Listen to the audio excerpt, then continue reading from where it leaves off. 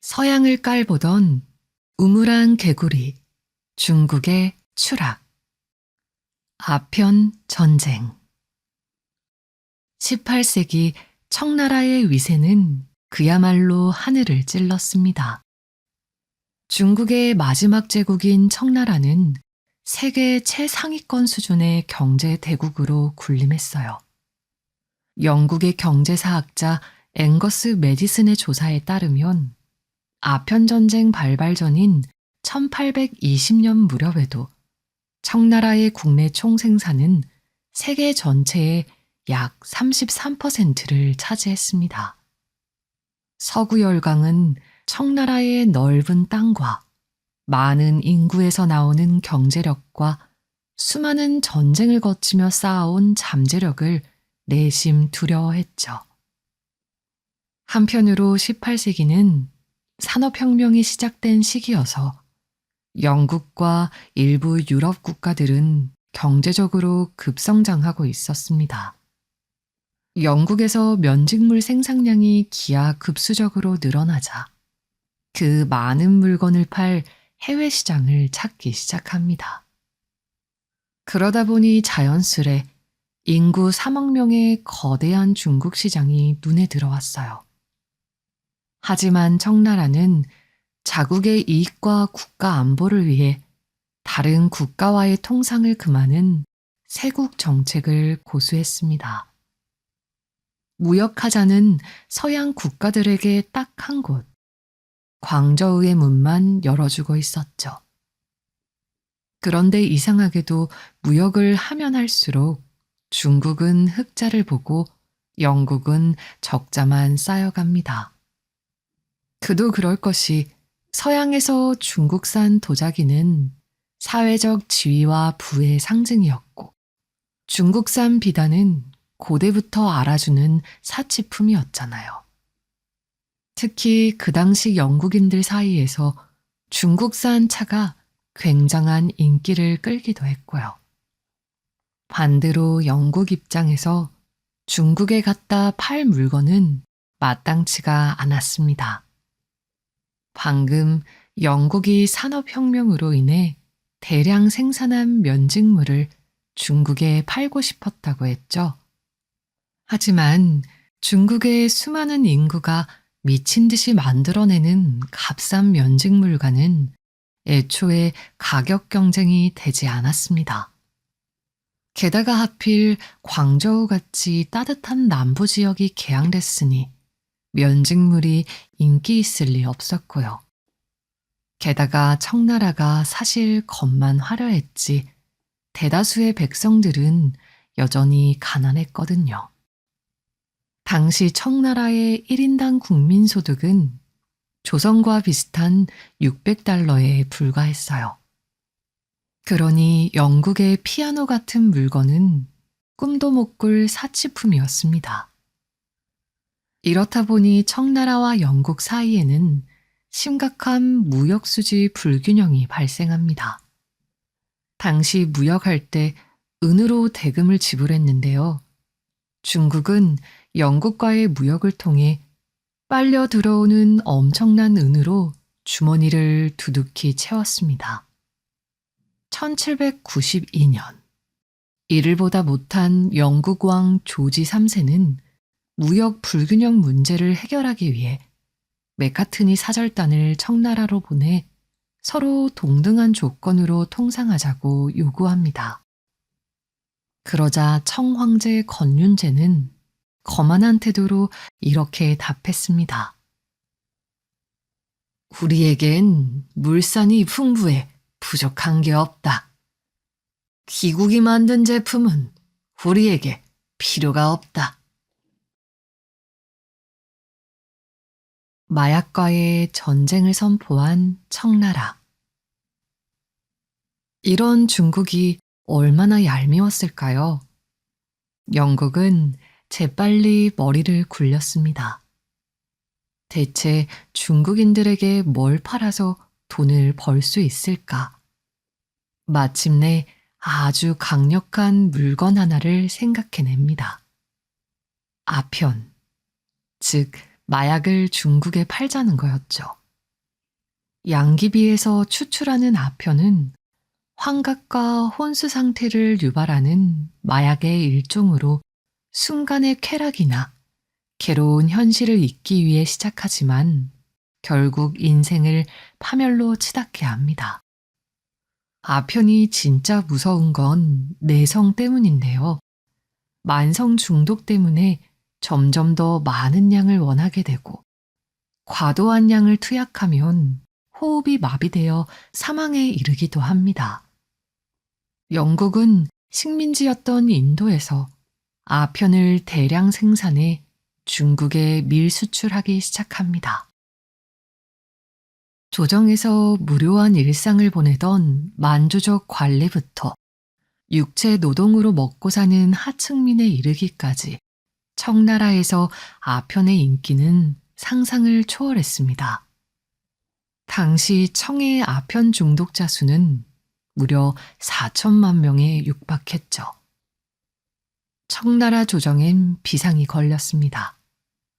아편굴에 모여 폐인이 된 사람들이 일도 안 하고 아편 때문에 해외로 엄청난 양의 은까지 빠져나가니 경제도 덩달아 휘청거렸습니다.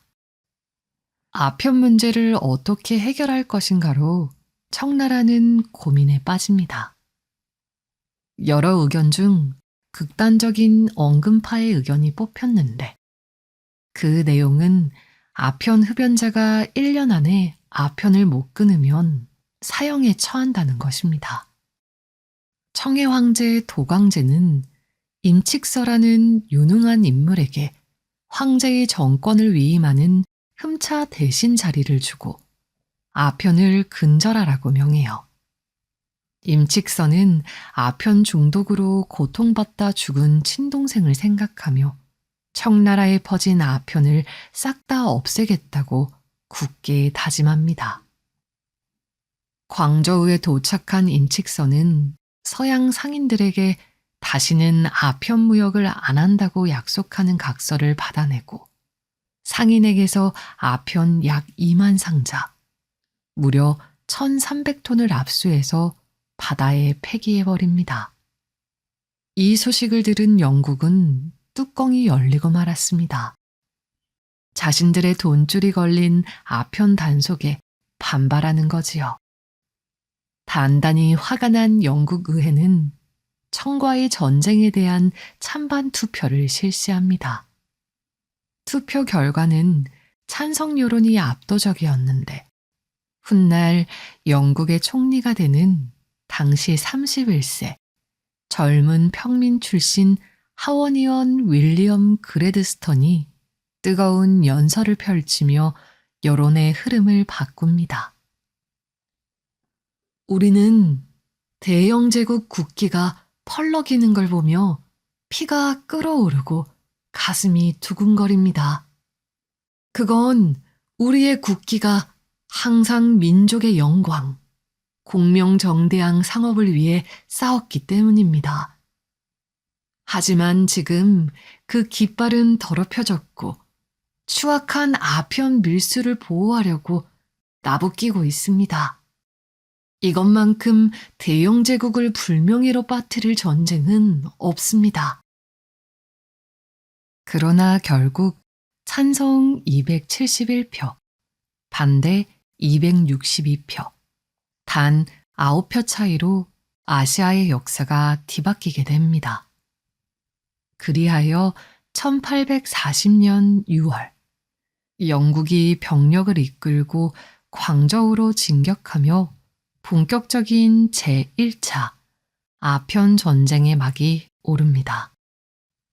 막강한 해군력으로 세계를 침탈 중이던 영국과 오랜 기간 세상의 중심이 자신이라고 자부해온 중국의 전쟁이라니 그야말로 동서양 문명의 대충돌이었습니다. 청나라군의 200년쯤 묵은 군사용품과 낡은 목선은 영국군의 최신식 군함과 대포를 막기엔 역부족이었습니다. 사태가 심각한데도 청나라 관료들은 그저 일시적인 분쟁 정도로 치부했습니다. 영국 오랑캐들이 뺏긴 아편을 돌려달라고 난리를 치는 모양인데 우리의 은혜를 애걸한다니 적당히 배상 좀 해주고 타협하면 되겠지. 황제의 눈과 귀를 막는데 도같은 청나라 관료들은 도강제에게 우리가 이기고 있다며 거짓 부고를 올리기 일쑤였죠. 청나라군을 처참히 무너뜨리며 진격하던 영국군이 마침내 중국 남부 거대 도시 난징에 도착해 성벽을 둘러쌌는데요. 그제야 사태를 파악한 도강제가 대노했지만 그저 굴복하는 수밖에 방법이 없었습니다. 이렇게 아편 전쟁이 시작된 지 2년 만에 막이 내리면서 그 유명한 난징 조약이 맺어집니다. 중국과 영국이 맺은 최초의 불평등 조약이며 이 조약으로 홍콩섬이 공식적으로 영국에 넘어가고 또한 5개의 항구를 강제로 개항하게 됩니다. 이렇게 아편 전쟁으로 청의 무기력한 실체가 까발려졌으니 서구 열강들은 너도 나도 이빨을 드러내며 청과 조약을 맺자고 달려들었는데요. 이 틈을 타 미국과 프랑스는 자신들에게 유리한 내용을 신나게 추가했습니다. 그래도 영국은 딱히 걱정할 필요가 없었는데 난징 조약에 최혜국 대우 조항을 넣어놨기 때문입니다. 최혜국 대우란 다른 나라가 조약으로 추가 대우를 받으면 영국도 똑같이 추가 대우를 받겠다는 조항으로 이 조항으로 인해 중국은 외교 주권을 영국에게 짓밟히게 됩니다. 우물한 개구리인 청나라의 붕괴. 아편 전쟁이라는 수치 속에서 중국 근대사의 문이 강제로 활짝 열립니다. 지금까지 자신들이 최고인 세상에 우물한 개구리처럼 갇혀 살던 중국은 서구 열강에게 멱살 잡혀 혹독한 세계 무대로 끌려 나옵니다. 중화사상은 뿌리채 흔들렸고 나라 안팎으로 빨간 경고등이 번쩍댔죠. 성남 민중들이 부패한 청나라 만주족을 몰아내고 평등한 사회를 만들자며 태평천국운동을 벌이며 1850년부터 1864년까지 14년 동안 대규모 내전이 발생합니다. 총 2천만 명이 사망한 최악의 내전이었는데 청나라는 서양의 도움으로 겨우 난을 진압하게 됩니다. 이렇게 어지러운 전국에 제2차 아편 전쟁의 원인이 되는 에로호 사건이 터집니다. 중국 관리가 에로호에 탑승한 중국인 해적을 체포했는데 이때다 싶은 영국은 에로호 선장이 영국인이라는 걸로 딴지를 걸며 또다시 청나라의 무릎을 꿇리기 위한 전쟁을 시작합니다. 이것이 1856년부터 5년 동안 벌어진 제2차 아편 전쟁입니다. 영국이 제2차 아편 전쟁을 일으킨 진짜 이유는 제1차 아편 전쟁 이후 또 무역 적자가 발행했기 때문입니다. 청나라에 열심히 아편 팔아서 돈 벌려고 했더니 자급자족인 국가인 청나라가 이제는 아편까지 직접 재배해서 피우는 게 아니겠어요. 제2차 아편 전쟁의 특징은 프랑스까지 영국과 손잡고 나섰다는 건데요. 프랑스는 청나라에서 프랑스 선교사가 처형된 일을 구실로 삼았습니다. 결국 영국 프랑스 연합군 앞에 풀싹 쓰러진 청나라는 1858년 텐진 조약을 체결했습니다. 이제 영국 군함은 중국 모든 항구에 드나들 수 있게 됩니다. 그러나 영국군이 물러나자 갑자기 청나라가 배째라면서 텐진 조약을 안 지키려는 겁니다. 기가 찬 영국과 프랑스 연합군은 수도 베이징으로 진격했고 황제 한풍제는 도망가 버렸죠. 황제가 떠난 베이징에서 영국군은 황제의 자존심이었던 거대한 황실정원 원명원을 파괴했습니다. 중국 정원예술의 극치였던 원명원을 폐허로 만든 건 그동안 서양을 우습게 알던 중국의 자존심을 건들기 위함이었죠. 더 이상 선택의 여지가 없어진 청나라는 1860년 베이징 조약을 맺습니다. 이때 청나라는 현재의 홍콩섬 건너편의 주룽반도까지 영국에 내줍니다. 이로써 홍콩섬과 주룽반도가 오늘날 세계 최고의 국제 금융 중심지인 오늘날의 홍콩으로 성장하는 배경이 됩니다. 러시아는 베이징 조약을 중재한 대가로 연해주를 넘겨받고 조선과 국경을 맞대게 됐죠. 두 차례의 아편 전쟁으로 서구 위력에 탈탈 털린 청나라는 1861년부터 1894년에 서양에 대한 업무, 즉 양무 운동으로 서양 문물을 받아들이며 개혁을 시도합니다. 하지만 양무 운동은 처참히 실패하고 게다가 1894년에 동아시아의 패권을 둘러싼 청일 전쟁에서도 패배하면서 자기 아래인 줄만 알았던 일본에게도 무릎을 꿇죠. 청나라가 일본에 패배한 이유는 분명했습니다. 근대화를 위해 뿌리부터 갈아엎은 일본과는 달리 청나라는 겉핥기식으로 서양의 기술만 도입했기 때문입니다. 제일 중요한 사상과 제도는 뜯어고치지 않고 청황제나 서태후 같은 권력자들은 그저 자신의 권력 지키기에만 급급했습니다. 1894년에 청일전쟁으로 동아시아의 국제 질서는 이제 일본 중심으로 재편되었고 일본은 아시아에서 제일 빠르게 제국주의 국가로 자리 잡게 됩니다.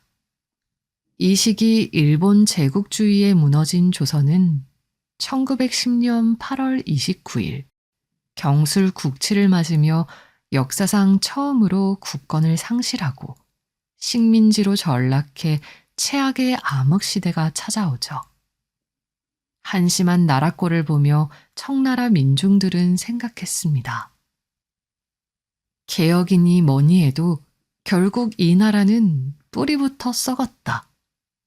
이놈의 만주족이 세운 청나라 자체를 없애버리자. 그렇게 역사의 무대 위로 혁명가들이 쏙쏙 등장합니다. 대표적인 인물로는 중국의 국부 순원이 있죠. 결국 1911년 신해혁명이 일어나면서 중국의 마지막 왕조 국가 청나라가 멸망합니다. 그 후 순원에 의해 중화민국이 건국되고 1949년 마오쩌둥이 중화인민공화국을 세울 때까지 중국 격동의 역사는 쭉 이어지게 됩니다.